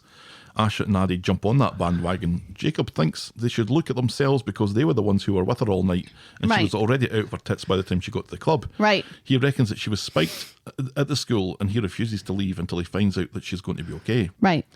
Later, Steve learns that Amy's drink was spiked with GHB, Yeah. and he tells Asher and Addie, asking where the fuck Jacob is. Addie doesn't think this is Jacob's doing. He was the one looking after her, but Steve is unconvinced. And through the back in the Rovers, Daniel is boring Daisy with details of his day over a glass of wine. Daisy takes a piss out of him having a 15-year-old nemesis and then insists that she gets her hold of him right now. Daniel thinks that he might be in here. Daisy confirms that he is, so off they go to do that. Right. She tells him to blow out the candles, and he only blows out one. Yep. What a prick. At Amy's bedside, even Tracy isn't convinced that this is Jacob's fault. Steve is still angry, and he only gets angrier when Jacob comes in. Meanwhile, drunken Shona and David get home from a garlicky meal at the bistro where David tipped 10%. Max isn't in the mood to be What a king! Max isn't in the mood to get gently ribbed about the situation with Daniel. He stomps upstairs while Shona suggests that she and David have full sex. And also a cuppa. He just wants to make sure that Amy's okay, says Jacob, but Steve is having none of it and wants to throw him out and kill him, so Jacob is forced to admit that he's Amy's secret ancient boyfriend, and Steve makes several Muppet faces. Yes. At least he's not ancient. Right. Take this as a win, Steve. He's age appropriate. On Wednesday, next day at the hospital, Tracy is beginning to piece it all together about Jacob not really breaking into the house. I'm still not sure what was going on there then. He was there waiting for her to get back with the Indian food, remember? So why was the key in the chain on the door? Because they didn't want her parents to come home They and didn't see think him she there. was going. Her parents were going to come home because that's why they're there. They think that Steve and Tracy are. Well, maybe Jacob Are is at work. maybe Jacob is overcautious because he's been beat up so many times by other drug dealers. I'm not sure that it works. Anyway. Yes, that's the thing about this storyline that doesn't work. Oh no! Well done. That's the thing that doesn't work about Wednesday. She worries that Steve is affected by Oliver, but he insists that he's just concerned about Amy, who still hasn't woken up. At the pub, Daniel comes down the stairs in the morning, whistling and wanting to borrow Daisy's toothbrush. Get to fuck, says Daisy. Yes, she does. Correctly. They agree that they're back on when Daniel gets... Is this not the right time to mention that I've used your toothbrush occasionally? You have? No, you haven't. Or have I? See, before I moved over, on my leaving night, I invited some people to stay back at my flat because they come from Glasgow and stuff, so they could miss the last train. Right. So my friend Gordon and his daughter stayed over at my flat. Gordon was on the sofa. She was in the spare room. I was in my room. So we get up in the morning, and I kind of want them to leave because that's me, right? Right. The next day, I just want to leave, and I expect everyone else to leave as soon as possible. Right. Yeah. So I can go on with my day. That is you. So they want to hang about and watch episodes of Big Bang Theory. So they end up watching like 3 or 4 episodes of Big Bang Theory, and then they leave to get their train. So they finally go, and I go and get my shower, and I go to brush my teeth, and my toothbrush is wet. And I'm like, which one of you shitbags has used my fucking toothbrush? So I had to burn it. I had to burn it and go get a new one. Dirty, dirty bastards. I hope Gordon doesn't listen I to hope this. he does, because this has been waiting 10 years to be said. You hope he hears you call his daughter a dirty bastard. It's either her or him. It was her. I think it was her as well. Anyway, yeah, if you knew Gordon, you'd think it was her as well. So anyway, so they agree that they're back on, and Daniel gets a text telling him about Amy, and he rushes off, worried that this happened on his watch, which it absolutely did. Yes, it or did. he kicked him out for it to happen, which he absolutely did. Yes. Talking to the police, Steve is still convinced that Jacob is to blame for all this. The copper wants to wait until Amy wakes up to get her side of the story. Seems fair. Rushing off to wherever, Daniel bumps into David and explains about Amy being drugged with the GHB. This should spark some little synapses in David's brain. And it does. Daniel rushes off to school, but David promises to tell Sarah or Adam if he sees them. Later at the hospital, a nurse tells Steve and Tracy that whoever put Amy in the recovery position probably saved her life. And comes Asha, and Tracy assumes that she was the one. But Asha puts the record straight and tells him it was Jacob. Like Asha knows what the recovery position Right. even is. This still does not butter any parsnips for Steve. Woozy, Amy finally wakes up, complaining of a sore throat. Tracy gets her some water and explains what happened, and then Steve butts in and demands to know how Jacob managed to spike her drink. Amy insists that Jacob had nothing to do with this because he's her boyfriend. This is not news to Steve, who says No. Jacob is putting on an act. He's still a drug dealer after all. Right. The cops... Does that mean that you're still a drug dealer, Right. Steve? The cops get statements from Asha and Addy, who point out the CCTV at the club might be worth checking out. Thanks, says the cops, who are obviously being trained by Craig. Jacob shows up at the hospital with grub for everyone. Steve isn't impressed still. Not impressed with food and sandwiches and that. Yeah, seriously. Jacob insists that again that he had nothing to do with Amy's drugging, and he points out that people can't stop them from being together. Well, we will see about that, says Steve, and he calls Jacob trash. David catches up with Daniel later, asking what he intends to do about the GHB thing. Ain't my circus, ain't my clowns, says Daniel. David scoffs at Daniel's pitiful attempts to stop this happening to someone else under his watch. If Daniel won't do anything about it, David will. Meanwhile, Amy and Tracy talk about Tracy's experiences with ecstasy. The cops come in to point out that according to the club CCTV, Jacob definitely didn't spike her drink, and just as it all starts kicking off outside the room, on an investigation, everyone sees Steve punch Jacob in the face. Right. Which apparently the show thought was hilarious. Yeah. Because they memed it. With the cops there, Jacob downplays it, while Steve wants Jacob locked up. Oddly, the cops aren't interested in this obvious assault that they've just witnessed, and Jacob is allowed to leave. Well, Jacob says that he doesn't want to press charges. Amy is furious with Steve and tells him about the club CCTV. This has nothing to do with Jacob. Get it into your thick skull. Back at number 1, Tracy tries to make excuses for Steve and his actions, but Amy isn't buying it, reminding everyone that she's 18. Jacob had nothing to do with any of this. I'm getting sick of saying that. And she'll see whoever the fuck she likes. Right. As far as trouble is concerned, Steve is about as bad as it gets after all. So Leanne and Simon are now getting flowers from Mary for Oliver's birthday. Leanne and Simon learn from Mary, who has heard from Dev, who has heard from the twins, that Amy and Jacob are an item. Mm-hmm. I love how Mary is keen to broadcast this fourth-hand information. Mm-hmm. Well, So she Leanne- does like to gossip. So Leanne goes to see Amy and to remind her of all the nasty things that Jacob did a few months ago. Also, Simon's gotten a haircut. Well, one half of his head has. All the things that Jacob did, like wrecking Simon's life and being a bit nasty to Leanne that time. And as she's doing this, Amy learns from one of Jacob's mates that he's been arrested. She accuses Leanne of dobbing him in for supplying fake IDs. Leanne says Jacob terrorised her family and mocked her. He's the definition of a bad person. Amy says Leanne doesn't know him like she does. Likewise, says Leanne. Right. And Amy brightly points out, well, you and Simon sold drugs too. Yeah, that was different, supposedly. You know, not thinking that maybe Jacob was put in a situation very similar to the situation they were put in. Right. Amy goes to Nina's Rose to talk to Sam, who's talking to people now. Occasionally. Not that anyone has mentioned it.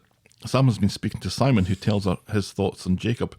He locked someone in the boot and was friends with the person who killed Natasha. Then Simon comes in. Were they friends, though? Because Harvey had Jacob put in the hospital. They weren't buddies, no. They were not pals. Then Simon comes in with his half a haircut, and he gleefully admits that he was the one who grassed up Jacob for the fake IDs that he knew nothing about. Simon, who is suddenly brave, tells her that he'll do everything he can to keep Jacob away from the street. Jacob goes to see Amy at home, chatting with her at the back door as she tells him that after speaking with everyone with an opinion, it's probably best they split up. Jacob is sad, but goes along with Amy's wishes. Steve pops his head round the corner for a quick bit of mocking. Yeah, both he and Amy are very mature. Yeah. About all of this. They're the only mature people that are... It's like, she's like, look, it's not that I care about these people's opinions, but this will never work because these people are my family. Right. And they're never going to accept you. Right. And I'm a little disappointed that she didn't think of that before, but it's all true. And Jacob's like, you know what? That is a fair point. And I care about you so much that I don't want you to be put in this position where you're between us. So he's devastated. You can see in his face that he's devastated, and he's thinking that nobody is ever going to accept that he's changed and that his life is worthless. I'm really kind of concerned about the kid. Mm-hmm. You know. And then Steve pops up to mock him about the fact that there's a camera, so he saw that he was back here. Right. No. Go fuck off, Steve. Mm-hmm. Go fuck all the way off. Well. So David gets home and tells Max that he's not going to school anymore because of Amy's drink getting spiked.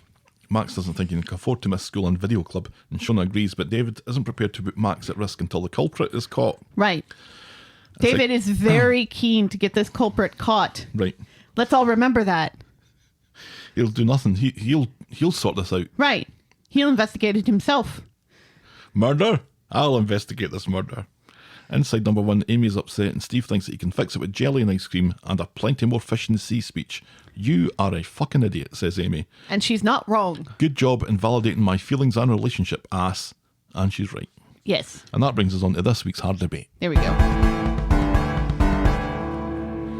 Amy snuffed out the flame of romance with Jacob after advice from Steve, Leanne, Simon and Sam. But which bit of Jacob's past do you think swung it for her? For your information, indirectly is about to do a huge amount of heavy lifting in the second option. Locked a kid in the car boot, indirectly killed Natasha, mocked Leanne, or stole Simon's bike. I chose mocked Leanne because that was really the most unforgivable thing, mocking Leanne about Oliver's death. I was trying to think about exactly how he mocked her, and I think what he did was question whether Simon was really Leanne's kid because of the adoption. And didn't your kid die? Right. I think that's the long and short of what he said. Yeah. But he was mocking her an awful lot when he was staying with them, remember? You know, and giving her a hard time. Yeah. He was kind of nasty in the strangers. Right. He was. Funny games kind of thing. Right. He was nasty in a way that he didn't necessarily have to be. Right. So the results were thus: locked kid in the car boot was 17.3%. Stole Simon's bike, 19.8%. Well, that was my favourite. Indirectly killed Natasha, 29.6%. And mocked Leanne, 33.3%. That was the one that did it. And I think I can see that actually. That's a fairly light-hearted poll. Right. But the bit that really stuck for me watching it this week was Leanne's testimony as to why this probably isn't going to work. Right. Because he's done this. And there really isn't any going back from that for this family. Right. Other people may well forgive it, but this family probably is never going to forgive that. Right, yeah. And reminding Amy that Oliver was her brother too. Right. Right. Because they're both Steve's kids. It just takes my side. I know, it's very confusing because this street is not really in Manchester. It's in Alabama, but... Right, nobody has the same mother and father as their siblings. Very few of them do. And everybody's related in some way or another, at least tangentially. On Friday, Daniel goes to see Steve and learns that Amy will be skipping school, still concerned that someone's out to get her. Right. Steve hopes that Max's video will turn up something, and Daniel agrees to have a word. So on his way to school, Daniel bumps into Max and mentions about the video from the school dance, telling Max to hand it to the police once he's downloaded it. Max is shifty as fuck, which Daniel doesn't notice. Right, yeah. Maybe, Daniel, you need to stay out of this and let the police do their job. Right. You know, because at least in this storyline, the police are very soft and very gentle and are being very effective and are not jumping to conclusions. You know that meme with Gordon Ramsay in it, where it shows Gordon Ramsay, or something is Gordon Ramsay for one thing and then Gordon Ramsay for another, like the young Master Chef Junior. If you have any idea of what Helen's talking about, give us a call on 517. Where Gordon Ramsay is like hugging the children and saying, "Oh, it's okay, Pat. It'll be all right. Oh, it's okay." And then Gordon Ramsay on Hell's Kitchen What's Gordon Ramsay got to do with any of this? telling people to eat a fucking fuck sandwich because they're so fucking awful and they're an idiot sandwich and all that other stuff that he does on Hell's Kitchen. This is the police in Manchester. Anyway, with David where bumps. Imran and Adam are the Hell's Kitchen. And Amy and Jacob and Max are Master Chef Junior. David bumps into Steve and, and Nina rolls. When have those two last spoke? I thought to myself. Steve seems to be having a birthday party for Oliver. He's not. He's just getting ready to go to the grave. Right. David offers his ear with regards to Amy as he knows what it's like, and he gives Steve the Cliff's Notes version of his experience. Right. Once again, I'm still a little shocked that not everyone on the street knows that David was raped by Josh. Yet another J name. Don't go through them all again. Josh, We get it. the actor of which is now on Waterloo Road with Natasha and Michelle. Whew. And also is a member of the J Club. Steve's walking with Leanne, Simon and Nick to visit Oliver's grave, and Simon and Leanne take this opportunity to get torn into Amy for hanging around drug dealers. What, like you pair? Says Steve. Simon gets all mouthy, insisting that was only because Jacob and Harvey were threatening them. Not to start with, it wasn't. No. Not to start with. No. Nobody was threatening anybody to start with. No, to start with, it was to help your mum with bills. Right. Because she was too depressed to work. Right. So see this shut the fuck up, Simon? Shut the fuck up. Yeah. Good job, Harry haircut.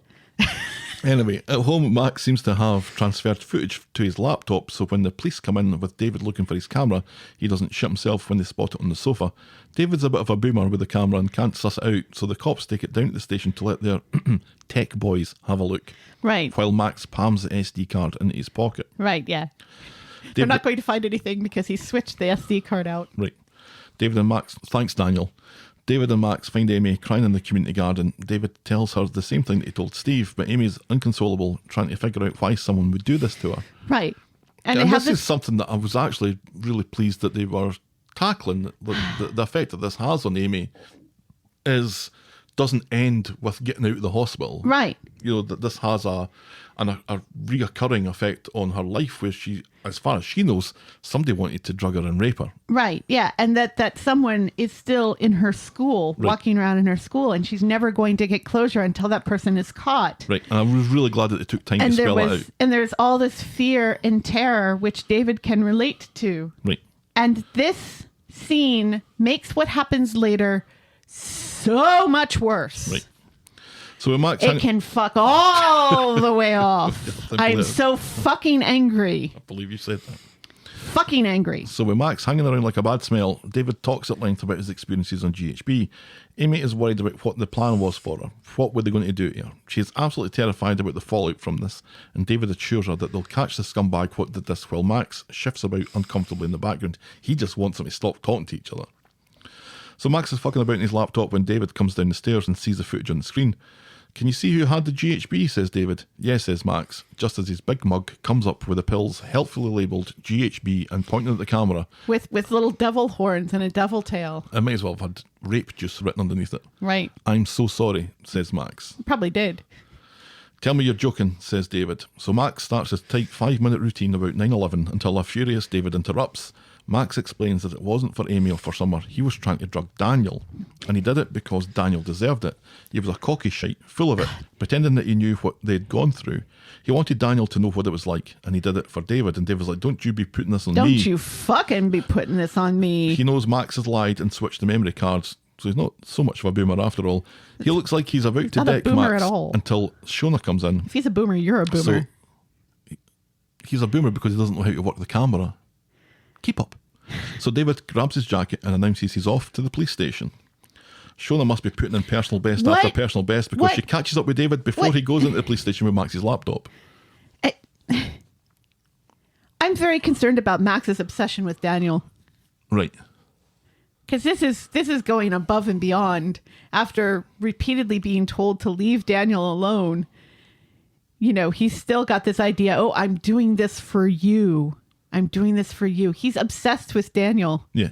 This is This is in obsession zone now. This is not just, oh, I hate this teacher. And that's, I think, is what makes the whole, I mean, where we go is kind of bad, but it is worse because of that obsession. If Max was picking on this person, then picking on that person, then picking on some other person, that's bad and bad enough. But the fact that it is constantly Daniel, right? It's like, well, where do we go with this? Right. And this is a question that I asked a few weeks ago. Right. How far along the line do you go with, does Max kill Daniel? Because that's where we're heading. Yes. Because everything's getting worse and worse and worse. Right. So David's about to go into the police station. I hate it so much. And Shona, learning nothing from the whole Clayton debacle, begs David not to grass his son up. He's no, young. In fact, she uses Clayton for her argument. Right. When that doesn't make any sense, because the reason why Clayton was Clayton is because she kept turning a blind eye to what a shitty kid he was. He's young and scared. Tough titty, says David, and he goes into the cop shop. But Shona gives chase again, pointing out that Max will go to prison for this. Good, says David, he's out of control, and Shona thinks there are reasons that they should deal with this in-house. How? Like Clayton. How? And I'm like, really? This is what's going to swing it? She's like, Clayton was the way he was because he went to Young of Thunders. No, Shona, you really haven't recovered from that shot in your stomach that messed with your head. That stomach injury is what's talking here. Right. Yeah. It's so... not at any point, which is especially egregious considering the conversation that David had with Amy. At no point while she's making this argument about how terrified fucking Max is, does David say, you think Max is scared? How the fuck do you think Amy feels right now? And how the fuck do you think Amy's going to feel when there is no closure from this because you want to bury it? Right.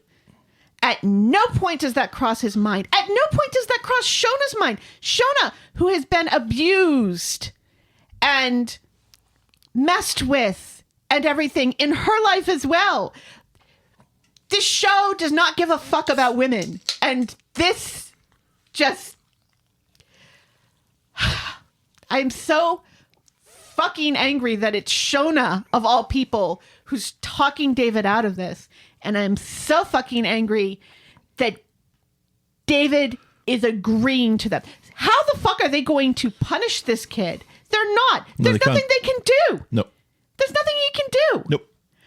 What the hell, Coronation Street? Get your fucking act in order because this is shit. Please continue. Thank you. Back in the street, David has been convinced by Shona. David, though, is worried that Max is Callum's son and he's just getting worse.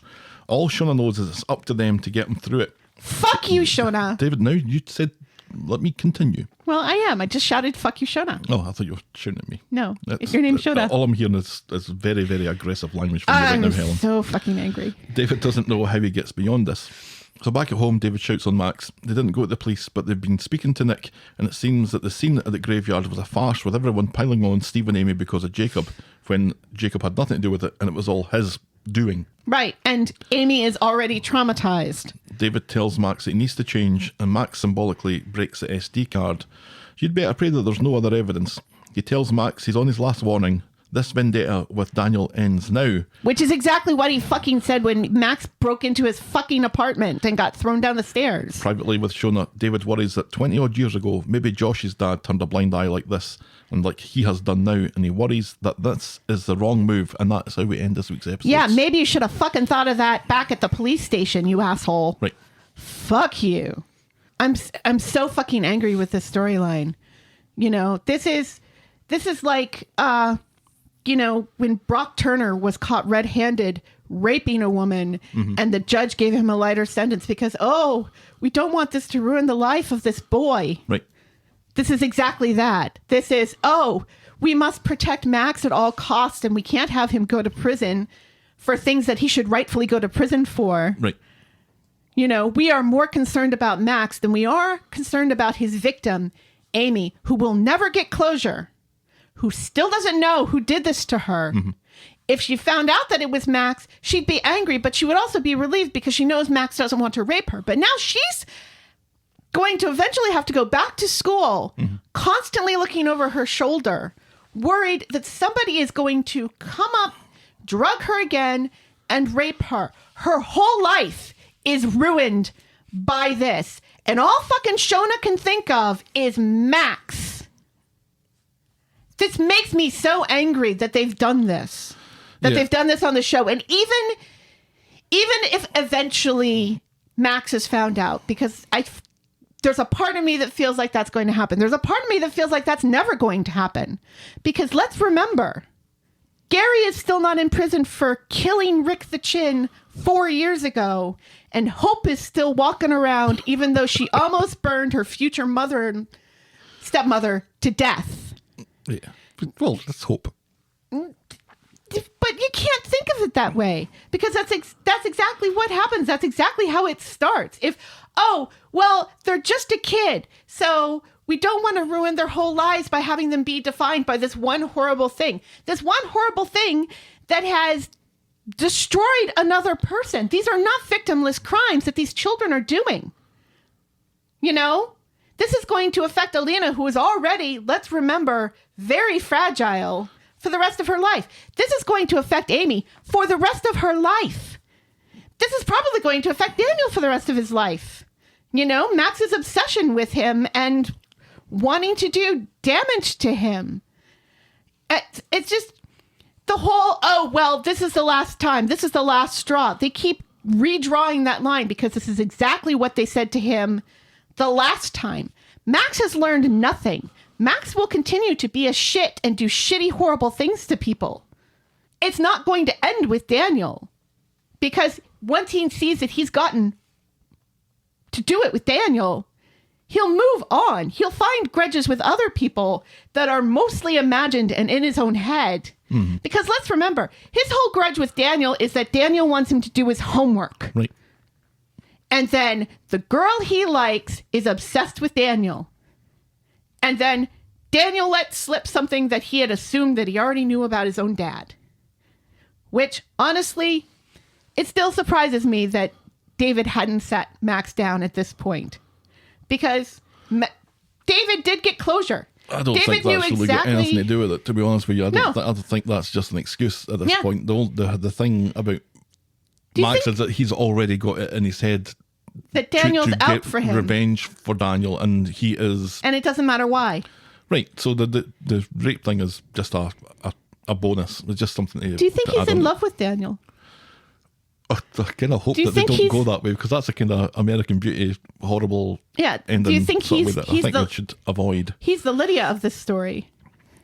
That Max because well, he is. I guess it's such a bad way to go. Bad people do bad things on the show, and bad people do bad things all the time. Otherwise, there really isn't much of a show, and it is done to get reactions, and it is done to get people talking, and it probably is done to get people outraged.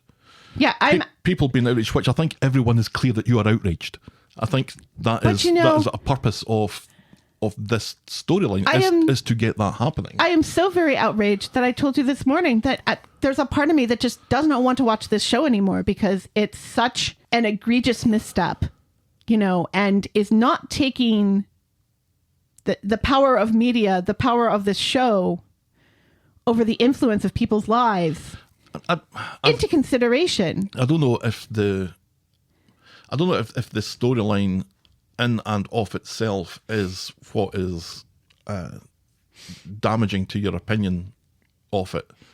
I think where the damage comes is from having characters who probably wouldn't react in the way that they've done, reacting in the way that they've done to generate more drama, i.e. having David being the parent who is willingly turning a blind eye after his whole history and after everything that has been said by him this week that kind of runs against what he is choosing to do.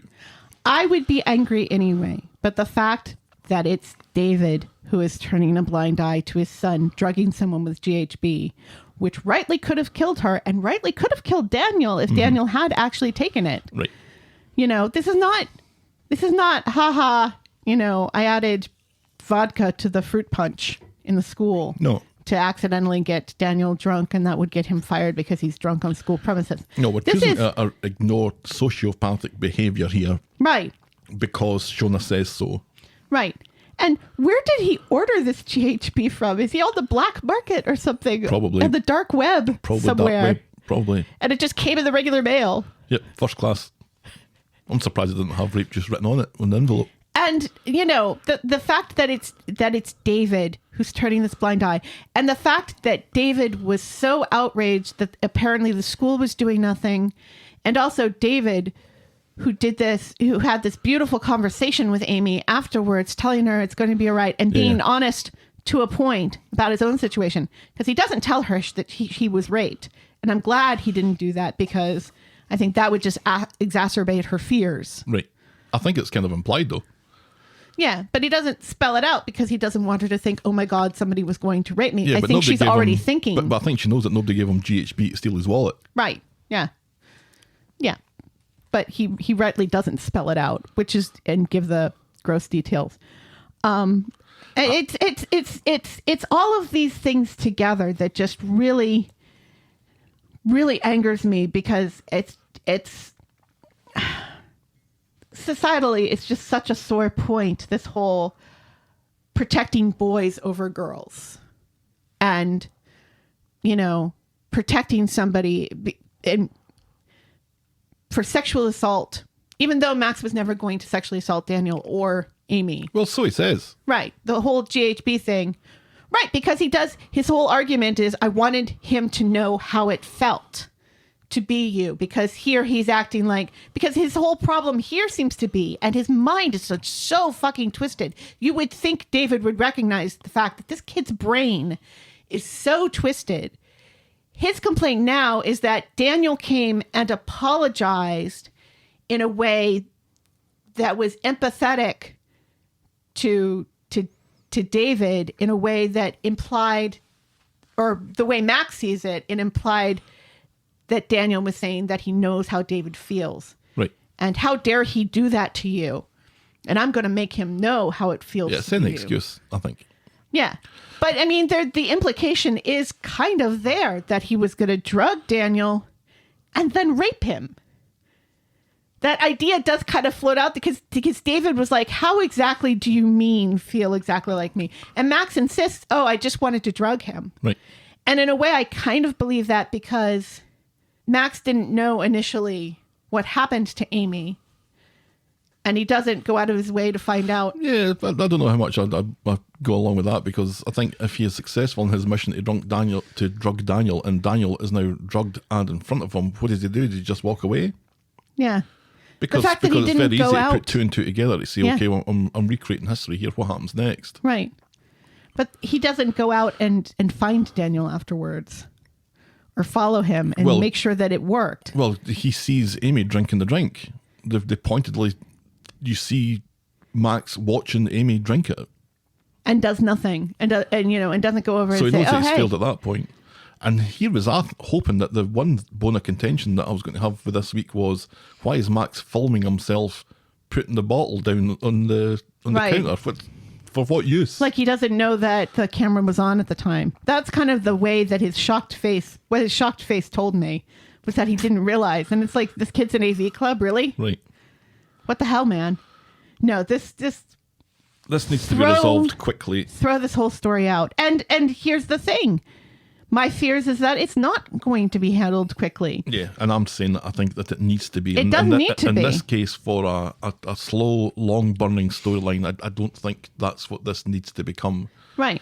Because I think it is, and I know that it's fiction, and I think it's maybe easier for me as a man to separate what I'm seeing here as a storyline designed to get a reaction, and then call that successful because it gets a reaction.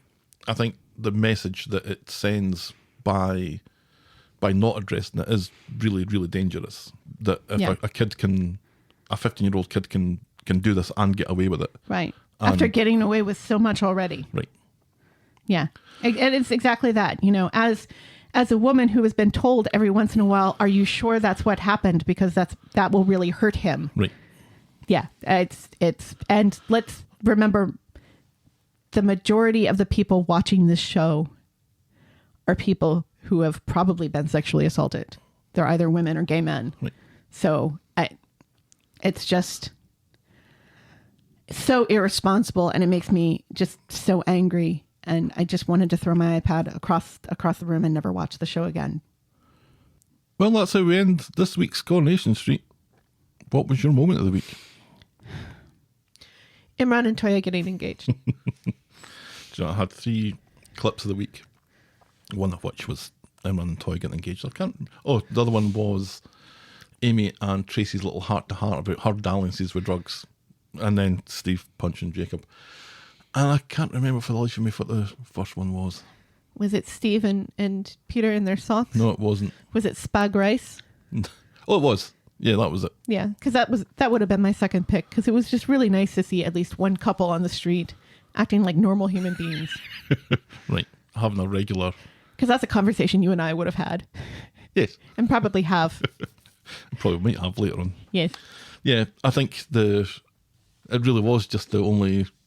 But it was the only ray of sunshine bit in of the light whole. in what was a fairly depressing week. Yeah. Again, an argument could be made for Carla and Peter and their wee banter, and then Steve and Peter and their socks. Mm-hmm. Timbot 4000 says, who eats chili con carne without rice? No, it's definitely Toyah and Imran. Yes. They're ignoring the last few. Let's just not talk about that. Didn't happen. It didn't happen. Didn't happen. That's our moment of the week. boring moment of the week.